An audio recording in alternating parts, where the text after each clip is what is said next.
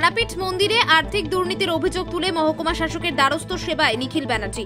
আজ সকালে বীরভূমের রামপুরহাট মহকুমা শাসকের দপ্তরে স্মারকলিপি প্রদান করতে যান তারাপীঠ মন্দিরের সেবায় নিখিল ব্যানার্জি।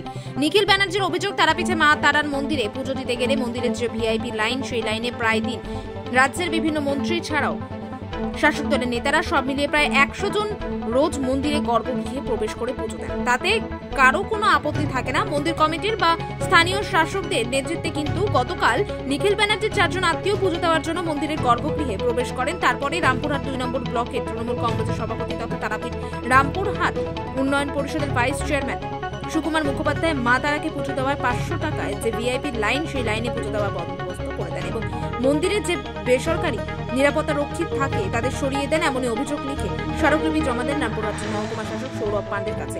পাশাপাশি তিনি আরো বলেন যে মন্দিরের উন্নয়নের জন্য যে 500 টাকা নেওয়া হচ্ছে, সে টাকার কোনো আয় ব্যয়ের হিসাব দেওয়া হয় না ও 15 বছর ধরে তারাপীঠ মন্দিরের সভাপতি রয়েছে, নিয়ম অনুযায়ী সভাপতি করা হচ্ছে না।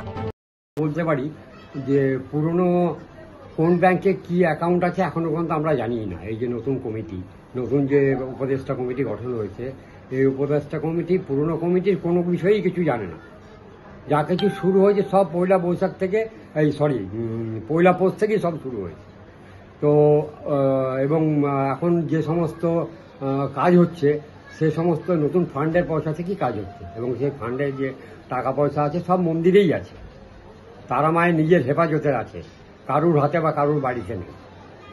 আর কোনো অ্যাকাউন্টে এই কারণেই নেই, অ্যাকাউন্টে না থাকার সব থেকে বড় কারণ হচ্ছে কোথায় কোন ব্যাংকে আমাদের মন্দিরের নামে অ্যাকাউন্ট আছে সে সমস্ত এখনো আমরা অজ্ঞাত। আমরা পুরনো কমিটির কাছ থেকে আমরা এখনো জানার সুযোগ নিই, আমরা চেষ্টাও করিনি, আর ওরাও পুরনো কমিটির মেম্বাররাও আমাদেরকে বলেনি। আর এটাও বলবো যে পুরনো কমিটি কিন্তু এখন লাইভ আছে।